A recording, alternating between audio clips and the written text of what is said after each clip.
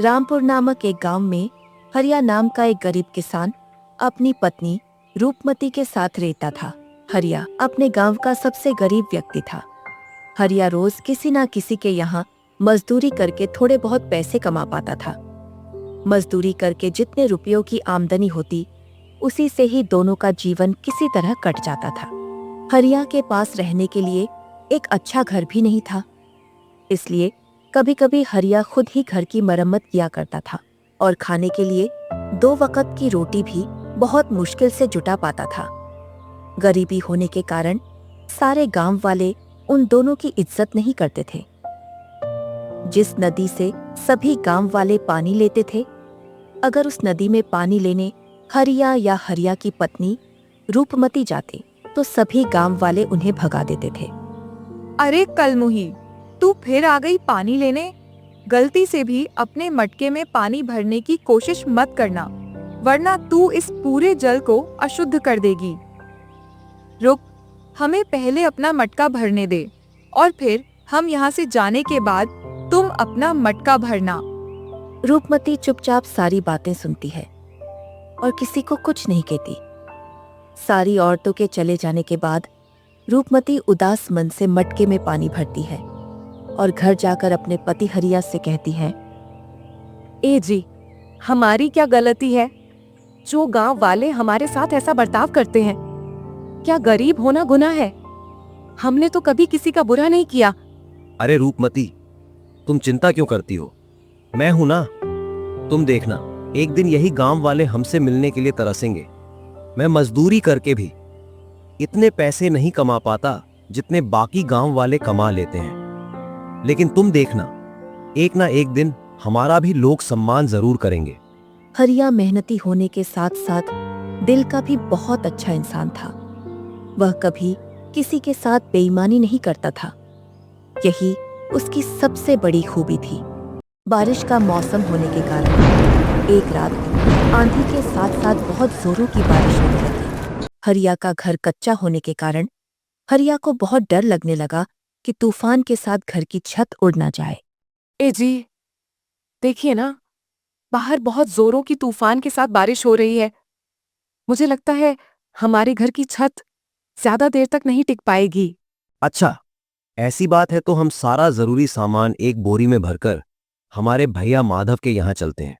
आज की रात हम वहीं पे गुजारेंगे। हरिया और उसकी पत्नी कुछ जरूरी सामान को एक बोरी में भरकर कुछ दूर अपने बड़े भाई के घर जाने लगते हैं। हरिया के भाई का घर पक्का मकान था। भैया, अरे ओ भैया, दरवाजा खोलो, कुछ काम है। क्या हुआ हरिया? इतनी बारिश में यहाँ क्यों आए हो? भैया, तुम्हें मेरे घर का हाल तो पता ही है। इस बारिश में सारा सामान पानी से भीग ना जाए, इसीलिए मैं कुछ अपना ज़रूरी सामान तुम्हारे घर में रखना चाहता हूँ और आज की रात भी हम यहीं पे गुजारना चाहते हैं। क्या तुम्हारा सामान मेरे घर पर? नहीं नहीं हरिया, तुम्हें तो अपनी भाभी के बारे में पता ही है ना। मेरी पत्नी मुझे बहुत डांटेगी। और रही बात रात गुजारने की, तो तुम्हें पता ही है हमारे घर में 2 ही कमरे हैं। एक में हम सोते हैं और दूसरे में बच्चे। इसलिए जाओ, अपने घर में ही रहो हरिया। इतना कहकर माधव गुस्से में अपने घर के अंदर चला गया। हरिया और रूपमती दोनों दुखी होकर अपने घर लौट जाते हैं। दोनों पूरी रात अपने सामान की रखवाली के लिए रात भर नहीं सोते हैं। अब ऐसे बरसात के मौसम में हरिया को एक भी काम नहीं मिल पा रहा था। कुछ महीने इसी तरह गुजर गए। एक बार हरिया के गांव में कुछ अमीर व्यक्तियों ने एक सप्ताह का मेला लगवाया। सभी अमीर व्यापारी अपने अपने गाड़ियों में मेला देखने आए। तभी एक बड़ा व्यापारी अपनी गाड़ी से गांव में आ जाता है। तभी अचानक जोर जोर से बारिश होने लगती है। रास्ता गीला होने के कारण उस व्यापारी की गाड़ी कीचड़ में फंस जाती है। उसने उस गाड़ी को निकालने की बहुत कोशिश की, पर बहुत कोशिश करने के बाद भी उसकी गाड़ी कीचड़ से नहीं निकल रही थी। साथ ही साथ बारिश भी बहुत तेज हो रही थी। अरे भाइयों, सुनो सुनो, मेरी गाड़ी कीचड़ में फंस गई है। क्या आप मेरी गाड़ी को निकालने में मदद करोगे प्लीज? तभी वहां से कुछ गांव वाले गुजर रहे थे। व्यापारी ने उनसे मदद मांगी। भाइयों, मेरी मदद करो, मेरी मदद करो। अरे भाई, आसपास कोई है क्या? मेरी गाड़ी कीचड़ में फंस गई है, इसे निकालने में मेरी मदद करो। नहीं नहीं, बारिश बहुत तेज हो रही है। इतनी बारिश में हम क्या मदद करेंगे भाई? नहीं, हमसे तो नहीं होगा। तुम किसी और को देख लो, हम लोग चलते हैं। ऐसा कहकर वे दोनों वहां से चले जाते हैं। लगातार बारिश हो रही थी। व्यापारी सभी को आवाज लगाकर बुला रहा था, लेकिन सभी गांव वाले उसकी मदद करने से इनकार कर रहे थे। तभी हरिया काम की तलाश में निराश होकर उसी रास्ते से घर लौट रहा था। तभी उसने देखा कि एक व्यापारी की गाड़ी कीचड़ में फंसी हुई है और व्यापारी मदद के लिए लोगों को आवाज लगा रहा है। उसे देखकर हरिया गाड़ी के पास आया और बोला, साहब, क्या मैं आपकी गाड़ी निकालने में कुछ मदद कर सकता हूँ? हाँ हाँ, बिल्कुल भाई, बिल्कुल।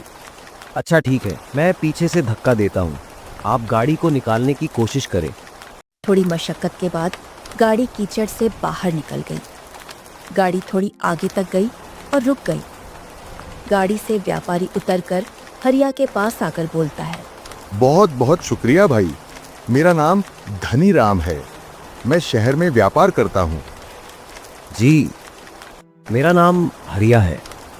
मैं कई सालों से इसी गांव में रह रहा हूँ। अच्छा, वैसे तुम बहुत अच्छे इंसान लगते हो। पिछले 1 घंटे से मैं यहीं फंसा हुआ था। किसी ने मेरी मदद नहीं की, सिर्फ तुमने मेरी मदद की। तब जाकर मेरी गाड़ी इस कीचड़ से निकल पाई है। वैसे मैं यहाँ मेला देखने आया था। जी, कोई बात नहीं, दूसरों की मदद करना तो हमारा फर्ज है। अच्छा साहब, अब मैं चलता हूँ। रुको हरिया, मुझे अपने घर नहीं ले जाओगे क्या? नहीं साहब, मुझ जैसे गरीब के घर जाकर आप क्या करोगे? मेरा घर मिट्टी का बना हुआ, पुराना, टूटा फूटा है। आपको मेरे घर जाकर कुछ नहीं मिलेगा। अरे यार, मेरी इतनी मदद की तुमने, अब एक और मदद भी कर दो। मुझे बहुत प्यास लगी है, अपने घर ले जाकर पानी पिला दो। अब आप इतना कह रहे हैं तो चलिए। व्यापारी हरिया को अपनी गाड़ी में बैठा लेता है। हरिया पीछे बैठकर व्यापारी को अपने घर का रास्ता बताता है। कुछ देर बाद दोनों घर पहुंच जाते हैं। रूपमती, अरे ओ रूपमती, हमारे घर साहब आए हैं, उनका स्वागत नहीं करोगी क्या? जाओ, कुछ खाने को लेकर आओ। व्यापारी हरिया का घर देखकर बहुत उदास हो गया और बोला, तुम क्या काम करते हो भाई? साहब, क्या बताऊं, मैं तो कब से काम की तलाश में हूं। कोई काम ही नहीं मिल रही। बस इधर उधर घूमकर मजदूरी का काम कर लेता हूं। बारिश की वजह से वह भी बंद है। हरिया, तुम्हें कोई काम नहीं मिल रही है ना? अगर तुम चाहो तो मैं तुम्हें काम दे सकता हूँ। साहब, क्या सच में? क्या आप मुझे सच में काम देंगे? शहर में मेरे पास बहुत से काम होते हैं। सोच रहा था कि कोई ऐसे व्यक्ति को अपने साथ काम में रख लूं जो मेहनती और ईमानदार दोनों हो। तुम्हें देखकर मुझे ऐसा ही लगता है कि तुम में यह दोनों गुण हैं। साहब, कैसा काम करना होगा, कहाँ काम करना होगा, आप ये सब मुझे बता दीजिए।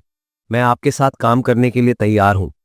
यह सुनकर हरिया और उसकी पत्नी बहुत खुश हुए। कुछ दिन बाद व्यापारी अपनी गाड़ी से हरिया के घर आया। हरिया, सारा सामान तैयार है ना? चलो चलते हैं।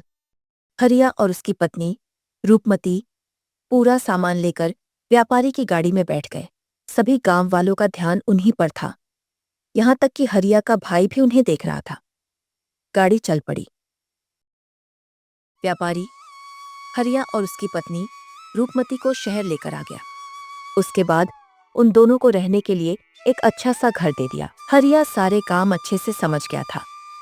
अब वह व्यापारी के साथ काम करने लगा। हरिया का घर बहुत सुंदर था। अब वह अच्छे खासे पैसे कमा लेता था। धीरे धीरे करके हरिया और उसके घर को देखने उसके गांव वाले शहर आने लगे थे। जिस भाई ने हरिया के सामान को रखने से मना कर दिया था, अब वह हरिया को भाई भाई कहकर नहीं थकता था। इस तरह हरिया ने ईमानदारी और मेहनत के बल पर सब कुछ पा लिया।